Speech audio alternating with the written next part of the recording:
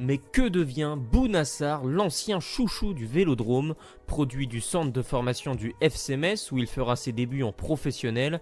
À l'été 2015, Marseille le recrute pour apporter de la folie sur le flanc droit de son attaque. Il signe contre 1,5 million d'euros et paraffe un contrat de 5 ans dans la cité phocéenne.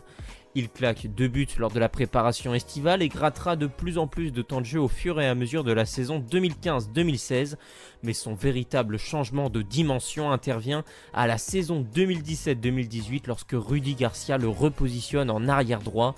Il joue 44 matchs cette saison-là et fait partie des grands artisans marseillais dans l'épopée en Europa League. Il poursuit dans cette dynamique jusqu'à la saison 2019-2020 où l'interruption du Covid marque aussi la fin de son aventure marseillaise. Après 5 ans au club, il rejoint le Bayern Munich contre un peu moins de 10 millions d'euros. En concurrence avec Benjamin Pavard et malgré quelques bonnes apparitions, il joue seulement 35 matchs en 4 saisons sous le maillot bavarois à cause notamment d'une grave blessure contractée au ligament du genou gauche en décembre 2023.